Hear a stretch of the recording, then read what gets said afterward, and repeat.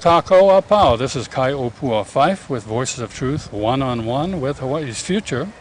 And we're here standing in a little piece of shade this afternoon on the beautiful island of Maui. And we're very pleased to have with us Bula Logan and Miho Fukuda. Yes.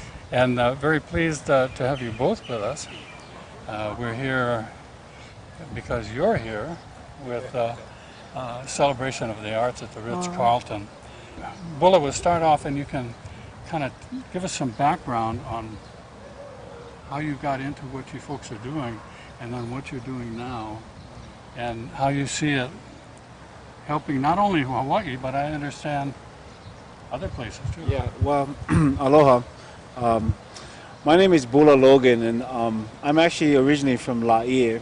I was born and raised in Laie, but I was raised with my grandmother, Kale Wohi Okalani Nainoa Logan, and she was a kahuna and a perpetuator of traditions. She was a kumu in language, a kumu hula, and being of mo'opuna of her, I grew up learning the la'au lapa'au. I grew up learning about prayer and pule. I grew up about learning how she actually did a style of what we call ha-ha. Ha-ha is a traditional body work that realigns and reconstructs the body, mind, and spirit. And it's related to the lua arts. This is the healing arts that have to do with mending broken bones, setting back na'aus that are twisted, and recentering and reconstructing the body. And being that I was always kolohe and falling down and getting hurt all the time, you know, she said, "Oh, hey, look at you again, getting all cocky, bust up." And then you need to learn this. Well, I was the recipient of her hands and her art, so I had the first-hand direct approach of being healed by my tutu. So she raised me up and treated me. She was the primary caregiver in the family, and we never went to the hospital. So living out in Kahuku, we didn't have a lot of options. There weren't, a Kaiser around the corner or Queens Hospital. We were out in the country, and all we had was the ocean, the mountain, and Keakua. So through her actually administrating her touch, her medicine on me, this is what made me actually build the foundation of what I'm doing today. And again, this is what we're practicing and perpetuating is the traditional medicinal arts that have to do with ho'oponopono, la'au lapa'au, and what we call elua, ho'olomilomi. It's a real collective of all the healing traditions put together in one treatment. So it had to help us with the spirit, helped us with the mind, emotion, and then the physical part. What Western term, holistic kind of approach. Exactly. Whole body, taking mind, spirit, broken bones, and everything. And so with this, this is what I was also taught by Papa Kalua Kaiohua of Maui, and he was one of the recognized masters of healing traditions. And again, he also practiced all the arts of healing, ho'oponopono, la'au lapa'au, and elua, ho'olomilomi. And there's a real distinction between our training and what they call present massage or lomi.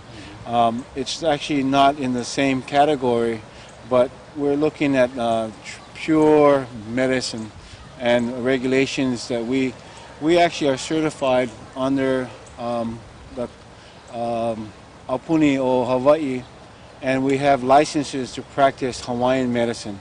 And then with Kalua and my tutu and them certifying us as well, we're actually called the Native Hawaiian medical practitioners with a license in Hawaiian medicine. So it's a very distinct area, and it covers also the basics of health and wellness. Sounds to me like under Keapuni, you could constitute perhaps the Ministry of Health, exactly, to put a European term on it. Yeah, exactly. And that's actually what we did.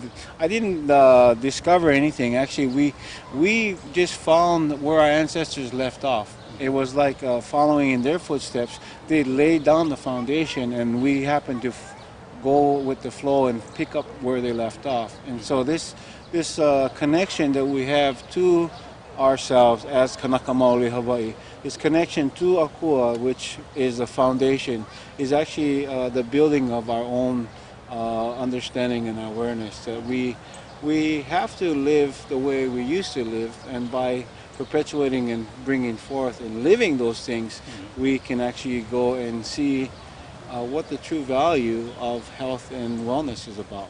Miho and Miho's a Western medical doctor, has a PhD in infectious disease and looking at disease itself as in genetics. And when she published her papers on that, it was about what is the source of illness and disease.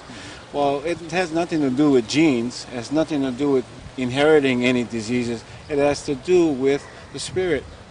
So the idea was that we call this now integrated medicine and holistic medicine, where we're integrating Western medicine with the other medicines. They like to call it alternative, but like I said, we were the primary, and to me, that's the alternative to go to the. But again, she also has a beautiful story to tell about bridging all of that together, and where we actually was able to be accepted in Japan, under their families. Her father's a doctor, her sister's a doctor. The family is all trained in Western medicine, but they came to a problem where her brother was sick. So their diagnosis was an uncurable disease. And because they're all doctors, they came to that realization, and then they realized they had to go out of the box. To go out of the box, you have to go back to spirit, and to be led and be having the guidance of the spirit to guide you. That's right. That was something that's actually the premise. It has to do with your belief. It has to do with your trust. It has to do with your openness as well. And you know, I'm fortunate that how our paths met had to do with her brother, and then I actually treated the brother for a couple of years before I met Miho. I didn't even know who she was. Here in Hawaii. In Japan, actually. So after the brother got well, I ended up being asked by her father, because we were able to actually successfully treat her brother, and we were able to show and give evidence, factual proof that our medicine works. And then her father requested that I come and help treat patients in their hospital in Japan. Wow. So I said, okay, sounds good. I just got fired. So you were available, huh? yeah, you know, it's still about timing, you know what I mean? Sure, yeah. So the next week I left, and then I met Miho at the airport, and then for some divine reason, I said, I'm going to marry her. And then we got married. You did a quick survey, and you say, I got to grab this one out. Well, you know, Miho has so many other gifts that, you know, I needed, actually. And these are the strengths that she has to do. And it's about purity, about having righteous intention.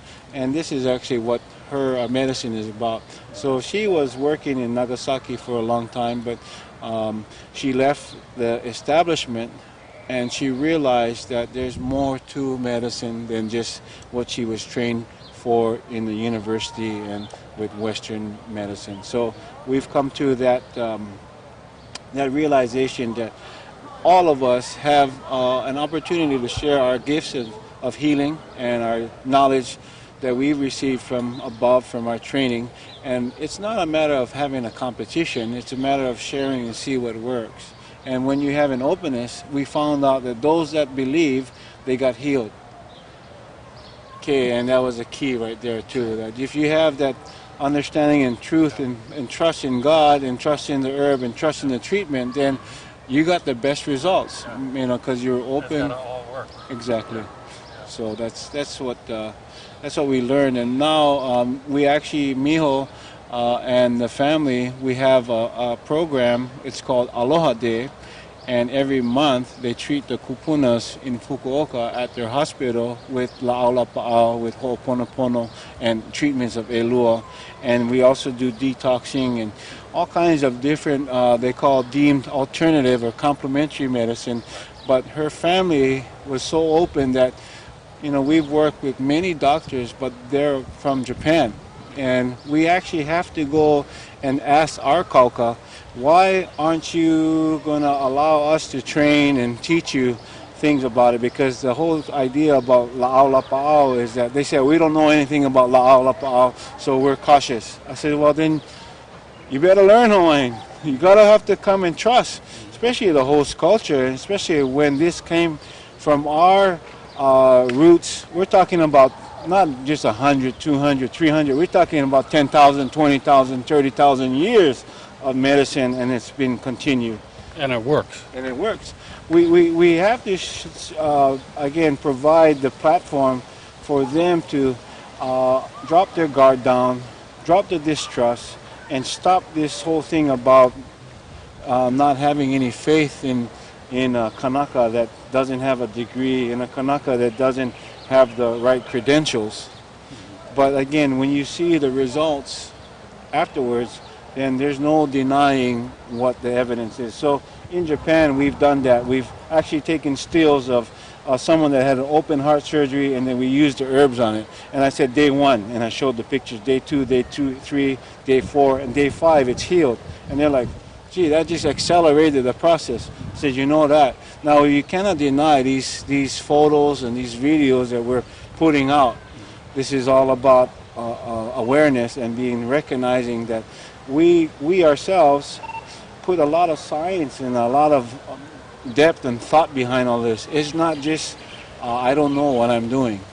So Miho is the first trained Western medical kahuna, la'aulapa'au. So when we distinct and give her that title as a kahuna lapa'au, this tells everyone that she has been trained not only in pule, prayer, in the foundation of ma'i, in the foundation of lapa'au, also in the foundation of elua. She can do all of that, and that's why we have given her that title. And a lot of people, they know me as Kahuna Bula Logan, and as they say, well, I thought the kahunas were extinct. I said, no. We've just been waiting for the right moment to reveal ourselves, and this is the time. The time is now for us to rise together, to reveal ourselves, to show the world that our medicine, our mana'o, our iki is so valuable because it came from Akua. It came from our ancestors. I'm wondering how much of a jump it was for Miho from your Western training, how much of a jump it was to integrate into this traditional Hawaiian approach. That's one thing that I'm thinking about. And the other question is, got to be something similar to this traditionally in Japan, I would think. Yeah, I think so. Yeah. When I was small, I talked to nature. I still talk to nature, and my parents luckily didn't grow me really not to restrict me and grow as a nature. So they preserve my those childish or pure childlike talent inside. Mm-hmm. So I was grown like that, and then what I needed to jump was into Western medical area. That was more artificial to me, really challenge to me.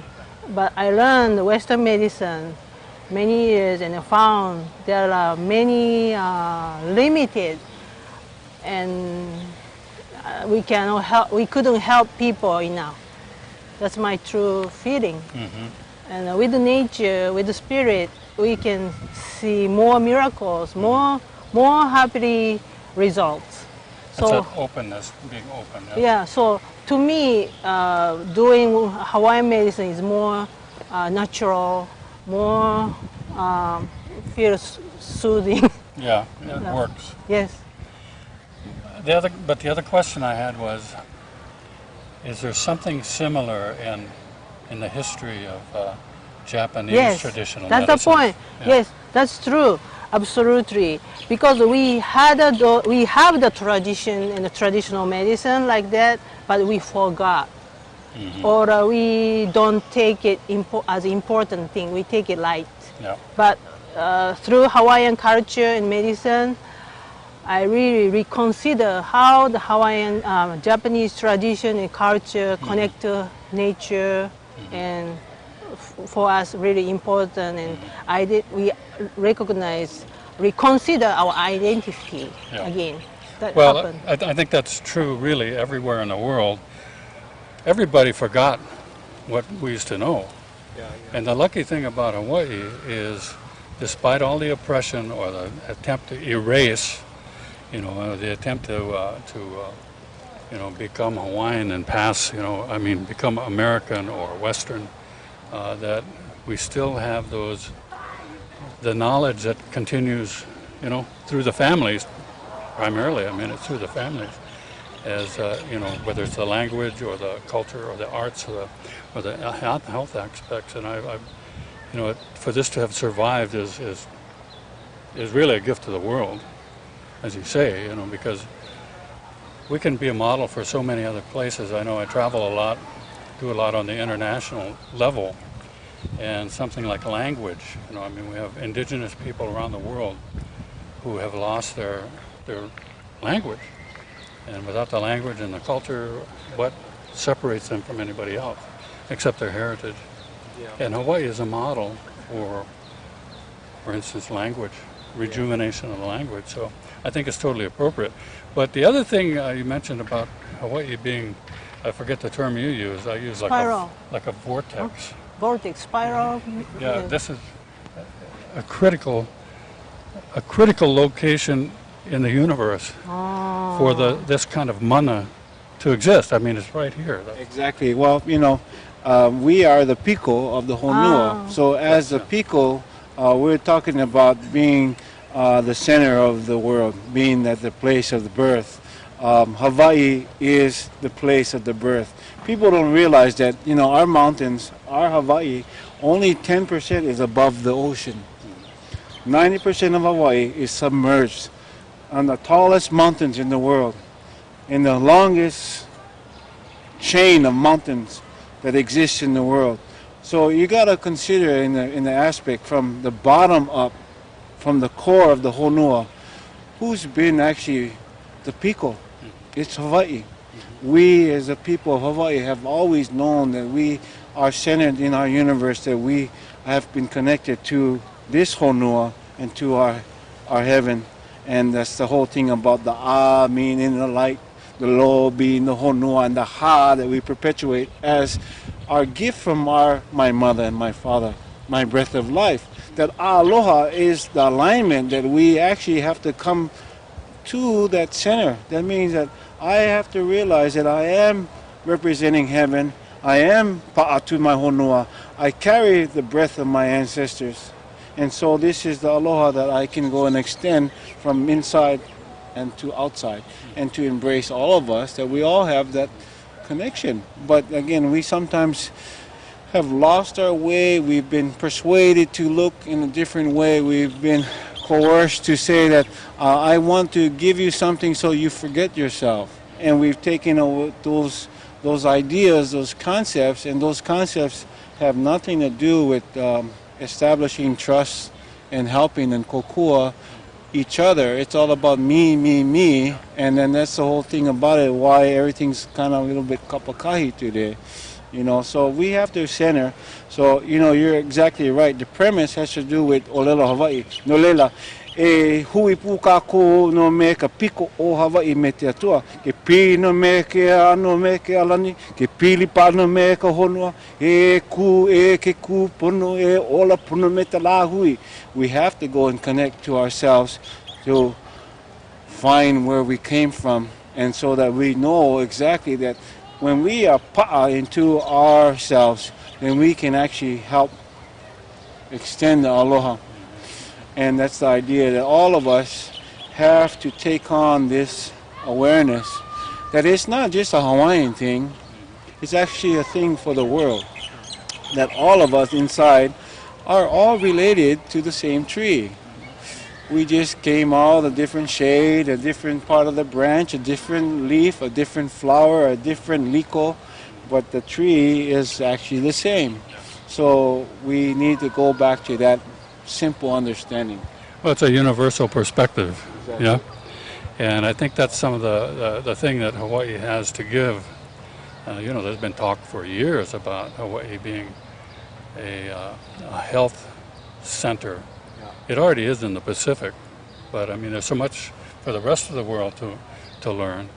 You talked about ongoing work in Japan, so you're here in Hawaii, and you're also still connected or doing programs in Japan too. So you guys doing a lot of jet setting or what? Yeah. We've been going back and forth, and Miho actually has been going back more often because, she's now that she's a kumu and she's a kahuna, it's actually her kuleana to go and enlighten her house.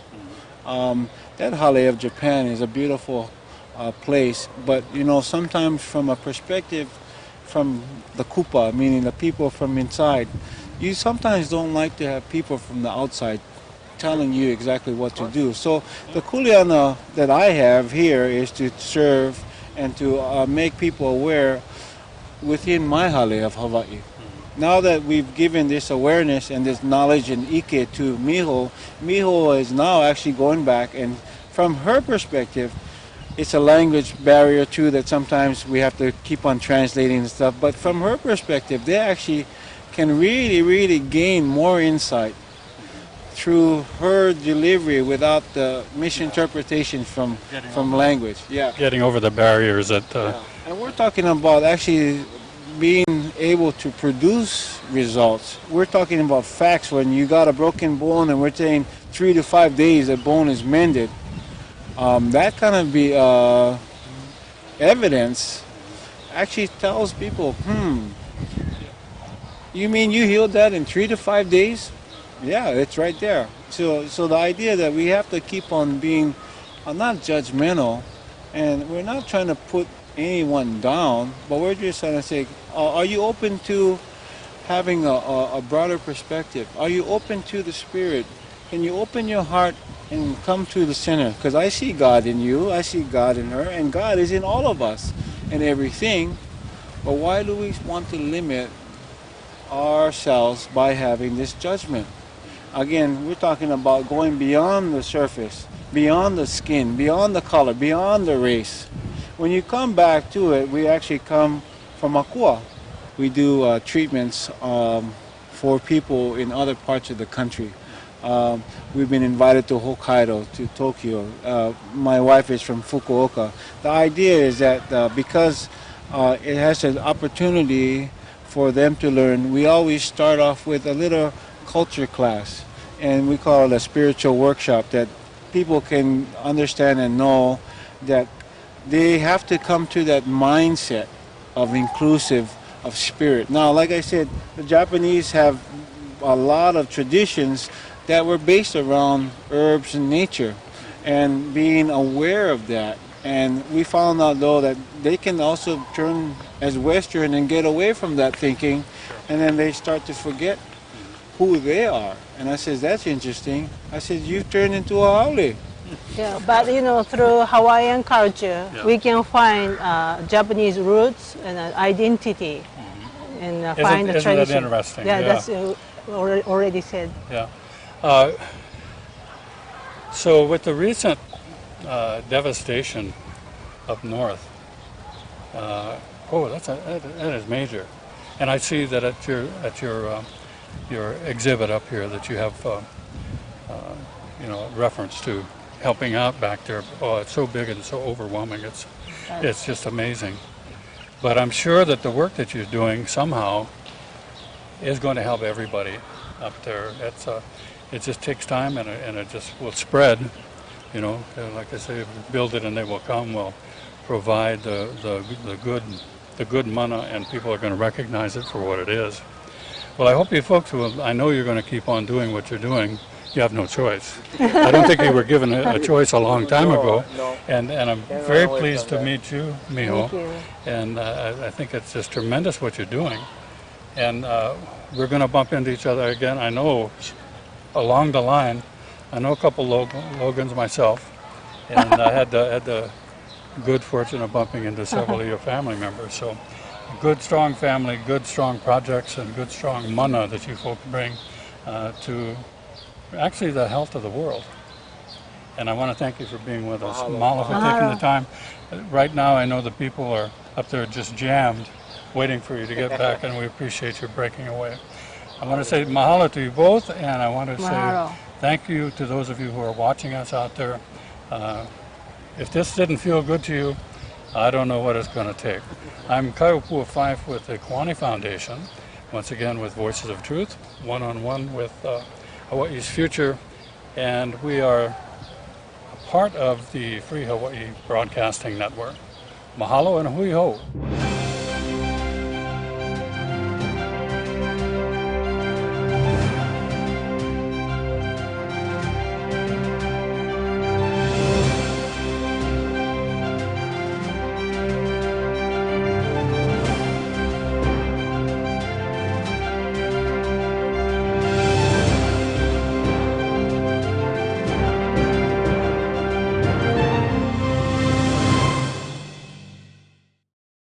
Mahalo for watching Voices of Truth one-on-one with Hawaii's Future.